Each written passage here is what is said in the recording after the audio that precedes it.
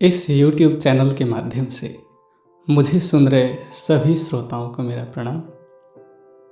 वर्तमान में 7 फरवरी से लेकर 14 फरवरी तक वैलेंटाइन वीक चल रहा है। उसमें विशेष रूप से 14 फरवरी को वैलेंटाइन डे अथवा उसी का हिंदी में अनुवाद करें तो उसको लोग प्रेम दिवस कहते हैं। प्रेम दिवस के रूप में 14 फरवरी को मनाने की जो परंपरा है, पाश्चात्य सभ्यता से आकर के धीरे धीरे हमारे देश में भी शुरू हो गई है। क्योंकि आज जो ग्लोबलाइजेशन हुआ है, संचार के माध्यम से, टेलीविज़न हो चाहे इंटरनेट हो, या फिर एक देश से दूसरे देश की संस्कृति को जानने की, समझने की जो प्रवृत्ति है, उससे लाभ तो बहुत सारे हैं ही, लेकिन उनकी हानियां भी बहुत सारी हैं। तो पाश्चात्य जो परंपरा है आज के दिन को प्रेम दिवस के रूप में मनाने की, उससे विशेष रूप से आज के युवा अछूते नहीं रह पाते हैं। इसीलिए आज हम उस विषय में कि वास्तव में वैलेंटाइन डे अथवा आज के दिन को जो प्रेम दिवस कहते हैं, उस विषय में थोड़ा सा विचार करते हैं। विशेष रूप से आज का जो विषय है वह यही है कि प्रेम दिवस क्या है।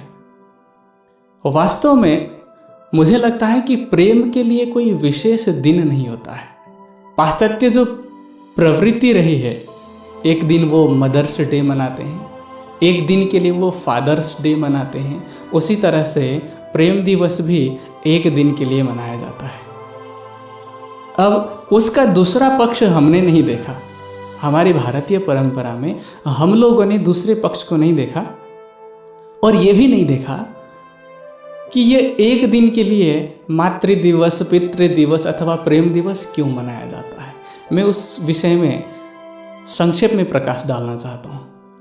पाश्चात्य सभ्यता में क्या होता है कि जैसे हमारी परंपरा रही है कि विवाह करने के बाद जिससे विवाह होता है उससे संबंध विच्छेद नहीं किया जाता है। धीरे धीरे करके पाश्चात्य संस्कृति का और मुस्लिम संस्कृति का ये प्रभाव पड़ा भारतीय संस्कृति में कि यहाँ पर भी डाइवोर्स होने लग गए, यहाँ पर भी संबंध विच्छेद होने लग गए। अन्यथा यहाँ की हमारी ऐसी परंपरा नहीं थी। अब वहाँ क्या होता है, पहले पाश्चात्य सभ्यता के विषय में जान लेते हैं कि किसी से शादी कर ली और शादी भी नहीं होती, विवाह से पूर्व ऐसे संबंध होते हैं जिसके कारण बच्चे होते हैं, उनको कोई नाम दे नहीं पाता है और फिर वह बच्चा लावारिस की तरह रहता है। मान लीजिए कि विवाह हो भी जाता है, विवाह के बाद भी अगर बच्चा पैदा हुआ है, 2-4 साल के बाद में वहाँ अगर पसंद नहीं आया, किसी बात को लेकर के अगर मनमुटाव हो गया, कोई चीज़ पसंद नहीं आई, फिर डाइवोर्स हो जाती है, फिर दूसरी शादी हो जाती है, तीसरी शादी हो जाती है। वहाँ इस चीज़ का कोई प्रतिबंध नहीं है।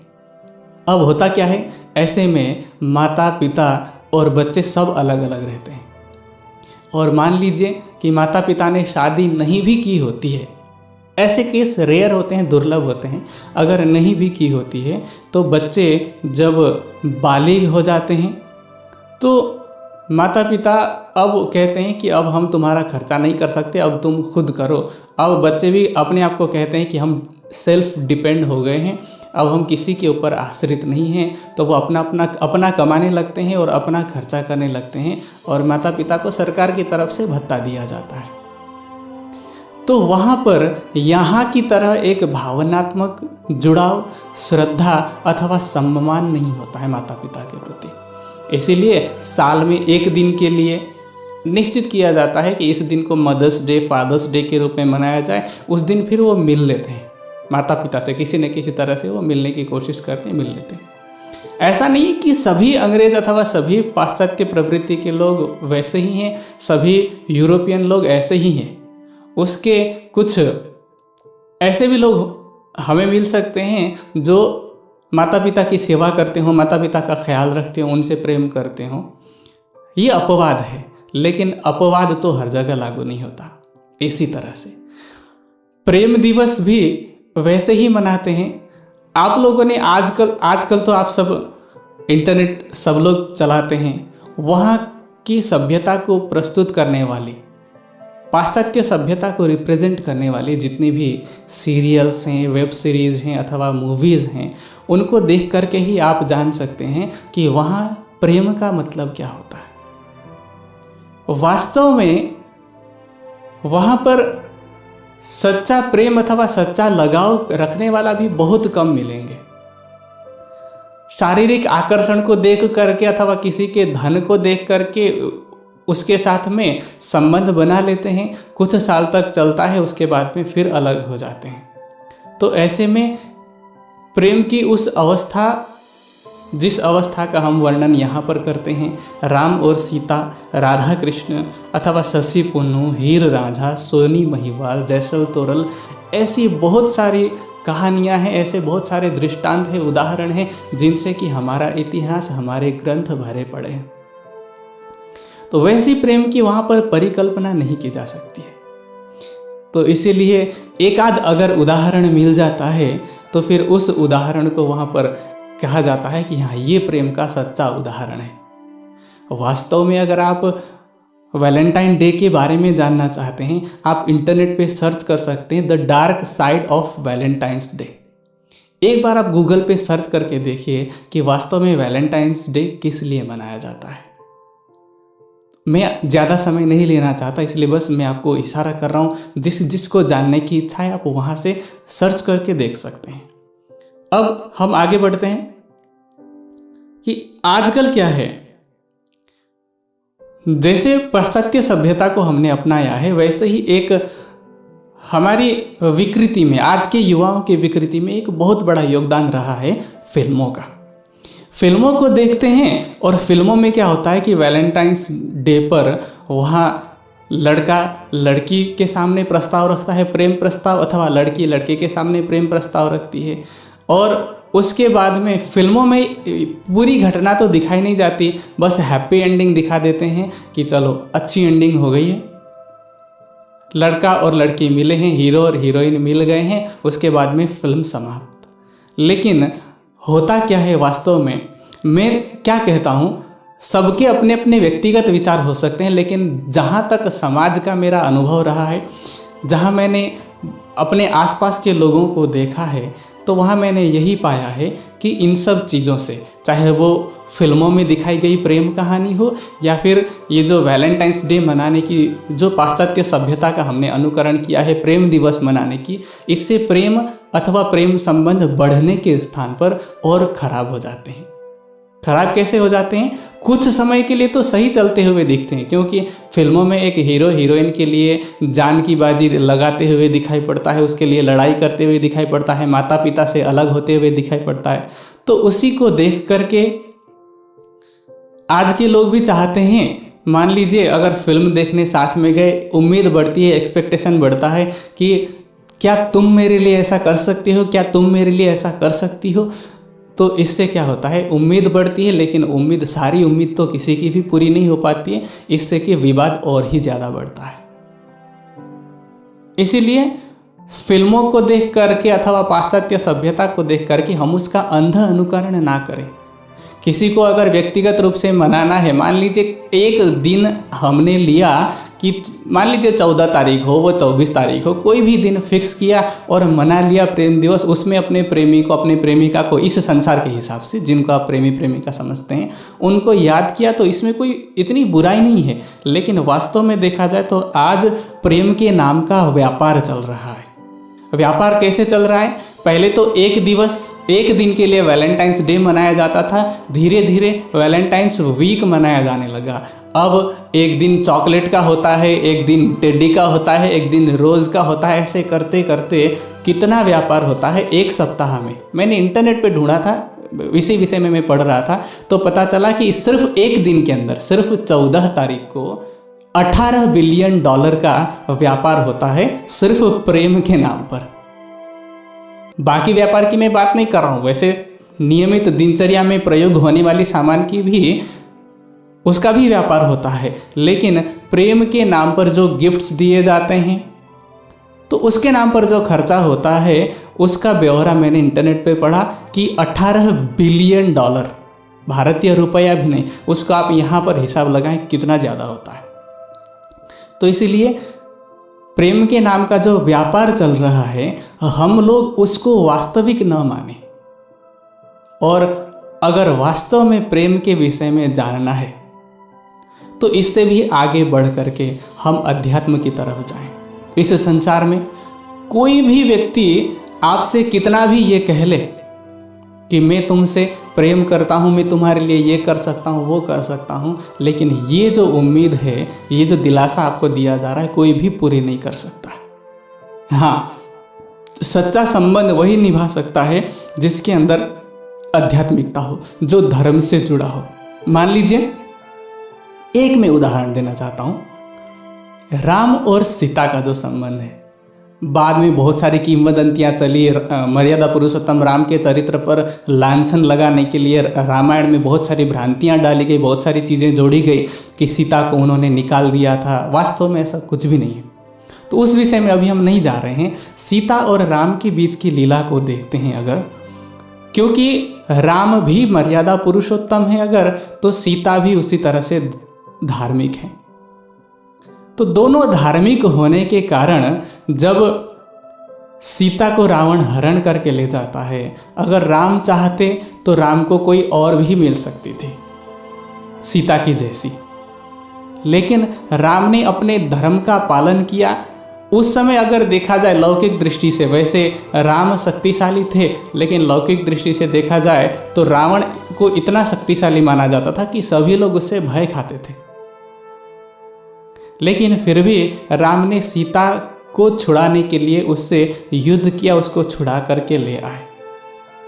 एक प्रेम का दृष्टांत ये है क्योंकि उनके अंदर धार्मिकता है। इसी तरह से योगेश्वर श्री कृष्ण है, उनके प्रेम का वर्णन, कृष्ण और राधा के प्रेम का वर्णन आज भी किया जाता है। आज प्रेम के नाम पर एक भ्रांति है कि प्रेमी और प्रेमिका, मान लीजिए कि इस संसार में कोई प्रेमी और प्रेमिका बनते हैं तो उस प्रेम की मंजिल वो क्या समझ लेते हैं, शादी हो गई और प्रेम की मंजिल पूरी हो गई। लेकिन वास्तविकता इससे कोसों दूर है। ये जरूरी नहीं है कि अगर किसी का विवाह हुआ है तो ही प्रेम हुआ है। राधा कृष्ण के प्रेम से उस उदाहरण को हम समझ सकते हैं। और एक फैक्ट की मैं बात आप लोगों को बताऊं, आज अगर आप किसी डाटा को खंगालेंगे, आप आरटीआई दाखिल करेंगे तो पता चलेगा, आपको ये जानकारी मिलेगी कि आज के समाज में, आज के ज़माने में सबसे ज़्यादा जो डिवोर्स केस आते हैं वो लव मैरिज के आते हैं, प्रेम विवाह के आते हैं। इसलिए वास्तविक प्रेम इस संसार में नहीं है, केवल उसी के अंदर है जिसके अंदर धार्मिकता है। कबीर जी का एक दृष्टांत जिसको हमने पहले भी कई चर्चाओं में सुना होगा। एक व्यक्ति गया था कबीर जी के पास पूछने के लिए कि हमें विवाह करना चाहिए कि नहीं करना चाहिए। तो कबीर जी ने अपनी जो पत्नी थी उनको आवाज़ लगाई भरी दोपहरी में, बाहर आकर के बोला कि दिया जला दो। उन्होंने कुछ भी सवाल नहीं किया, दिया जला दिया और फिर चली गई। फिर कुछ समय के बाद में बुझाने के लिए कहा, बुझा दिया, कोई सवाल ही नहीं किया। तो कबीर जी कहते हैं कि अगर आप लोगों के अंदर इस प्रकार की अंडरस्टैंडिंग है, इस प्रकार की समझदारी है तो आप कर सकते हैं, नहीं तो ना करें तो ही बेहतर है। क्यों?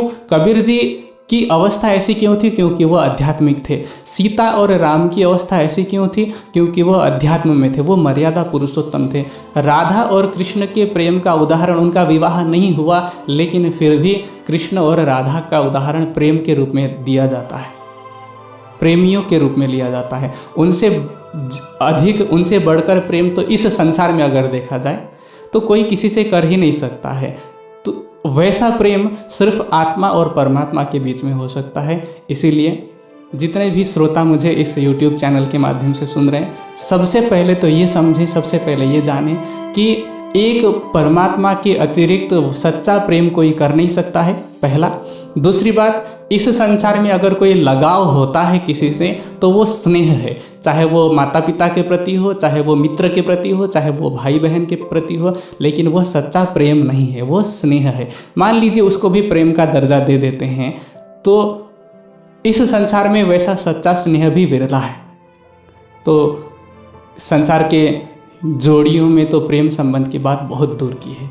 इसीलिए अगर आप चाहते हैं, मैं फिर भी कहता हूँ कि अगर आप अब भी चाहते हैं कि जिसको हम पसंद करते हैं, चाहे कोई लड़का लड़की को पसंद करता है, लड़की लड़के को पसंद करती हैं, तो कि जिसको भी पसंद करते हैं आप स्वयं में भी आध्यात्मिक गुण लेकर के आइए, धार्मिकता लेकर के आइए, और आपके जो जोड़ीदार समझ लीजिए, आपके जो प्रेमी हैं उनमें भी आध्यात्मिकता के, धार्मिकता के गुण लेकर के आइए, तो आपका प्रेम संबंध टिक सकता है। अन्यथा आपके प्रेम संबंध भी इस संसार के जो जितने केसेस चल रहे हैं उसकी तरह कुछ समय चलेंगे और समाप्त हो जाएंगे।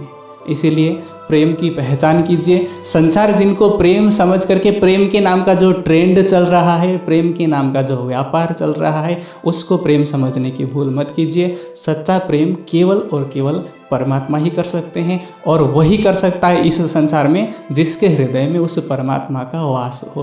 तो अपने हृदय में उस परमात्मा को बसाने का प्रयास कीजिए, वो आएगा तो प्रेम अपने आप ही आ जाएगा। उस परमात्मा को प्रेम का सागर कहते हैं।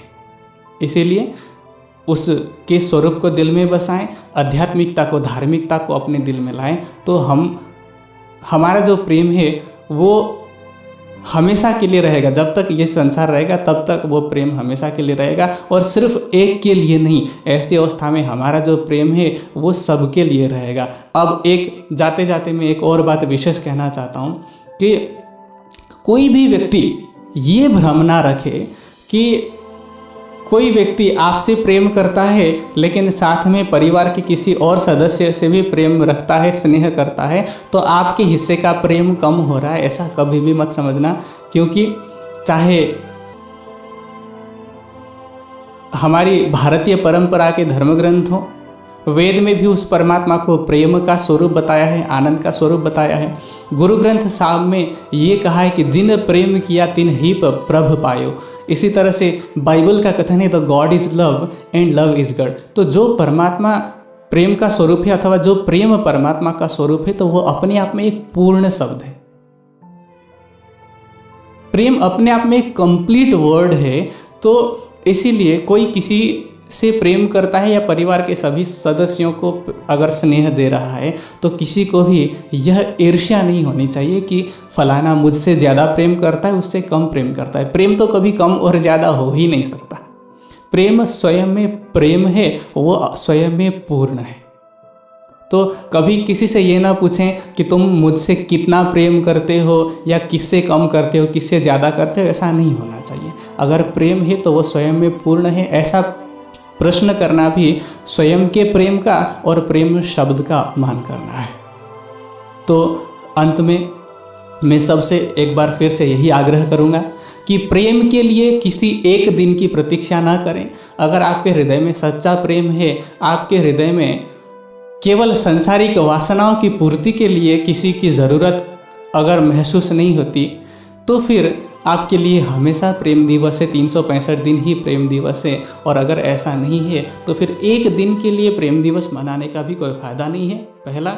और दूसरा, इस संसार में सच्चा प्रेम विरला ही देखने को मिलता है, जैसा राम सीता, राधा कृष्ण, शशि पुन इत्यादि का हुआ।